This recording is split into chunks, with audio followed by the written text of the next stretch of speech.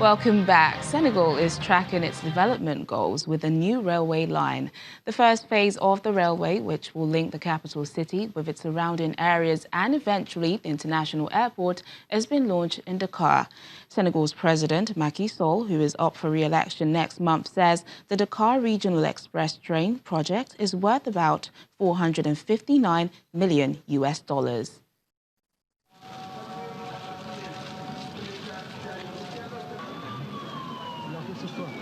Senegal has launched its first rail project since independence from France in 1960.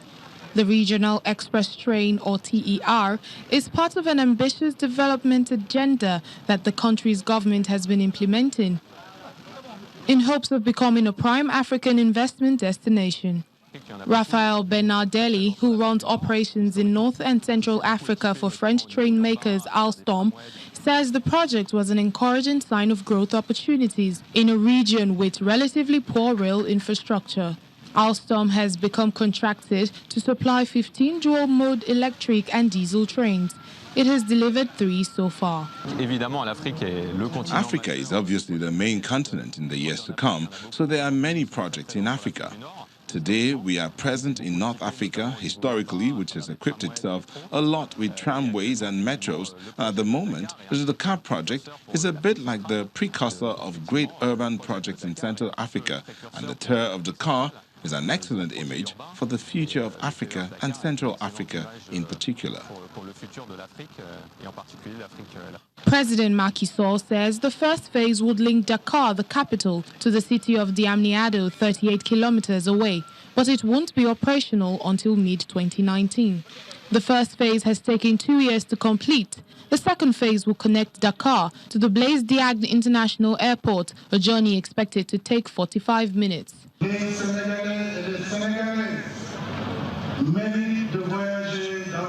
Senegalese men and women deserve to travel in comfort and security and being in control of their time with a mass transport system of the highest international standards.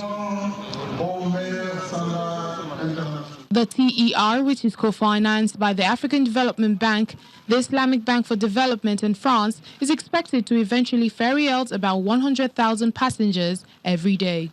Morocco inaugurated Africa's first high-speed line last November. Algeria, where Alstom built a tram line in the Sahara Desert last year, is extending its metro network. Kenya has also added to its railway network and has already ferried 2 million passengers on the China-financed Mombasa-Nairobi line that opened in 2017. A Somali family previously living in the UK recently returned home to open a technical training school to produce the critical human resource needed to help the country rebuild after decades of conflict. Somalia was engulfed by war in 1991 when clan warlords overthrew a dictator and then turned on each other. A new vocational training center in Mogadishu, Somalia, is providing opportunities for students seeking to learn various technical skills in the country, offering youth options that were not available to them in the past. The Haleberries Technical Development Center offers electrical and mechanical courses, as well as courses in construction. The institution was started in 2017 with an aim to enhance skills and prepare youth for the job market and make them self-reliant. 18-year-old Soda Sud is a high school graduate. She's learning to be an electrician at the institution. When I enrolled at the college, I noticed that my neighbors needed electrical services. Whenever they needed to repair a lamp, it would take them 3 to 4 days to get the lamp fixed. But I am now able to help them. Somalia needs professional electricians who can take part in the country's development. Somalia has been trying to recover from a conflict that engulfed the country in 1991, when clan warlords overthrew a dictator and then turned on each other. While parts of Somalia are plagued by militant violence, a degree of stability is being felt in the capital, and many expatriates are returning home to help in rebuilding efforts. Battery Hale and his family came back home from the United Kingdom in 2014 to run various businesses in the country. They decided to start the college 3 years later to help drive development in the country. We opened this vocational training center in 2017 after we saw a great need for vocational training institutions across the country, since many were destroyed during the civil war. We are ready to develop Somali's young generation, equipping them with vocational skills as they take part in the progress of the country. So far, we have registered 260 students. The school is also working to educate Somalis about the important role vocational training plays in educating youth and generating employment. The institution is funded by the Somali and Norwegian governments. While the African continent is celebrated for its music, its contribution to the classical canon is often overlooked. But recently, there has been something of a revival of interest in both African composers and performers of classical music. London-based Uchenna Ngowe seeks to introduce African classical music to the mainstream. A concert at one of London's most prominent cathedrals.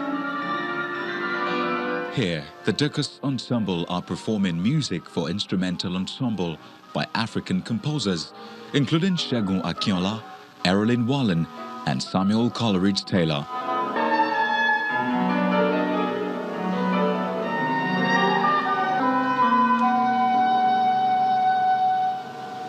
Uchenna Ngowe spent a season as guest principal oboe with KwaZulu-Natal Philharmonic Orchestra in Durban, South Africa.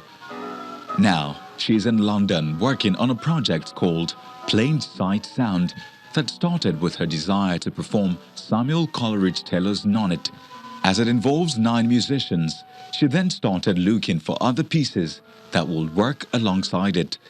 She discovered that there were music students from African countries who attended music college in the UK from at least the mid-20th century and went on to have successful careers. With the Plain Sight Sound project, she aims to uncover these stories and get musicians, amateurs and professionals performing, recording and listening to this music. Some of these composers were published. People like Fela Shawande, for instance, were very popular in Britain in the 30s, 40s and 50s, 1930s to 50s, and his music was published. It's still available in some form, especially his organ works, but his larger works seem to have fallen out of favour for various reasons. If publishers tend not to keep things in print forever. Uchenna Ngowe says that musicians are always looking for new music to play, and that once they have found these little-known pieces, they can keep them alive. But she isn't alone in her quest in classical music composed by Africans. South African double bass player Leon Bosch devotes hours each day to practice. As the 57-year-old Leon tells us, he believes he is the first African classic double bass player. The others are jazz musicians. He grew up in the apartheid era and nobody believed he would succeed.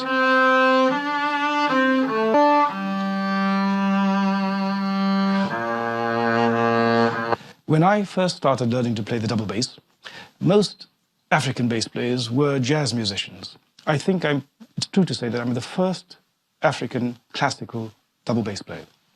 It was something completely new to me and to everybody else around me. Nobody expected me actually to flourish playing this instrument. I remember being told that this is not the sort of thing for people like you.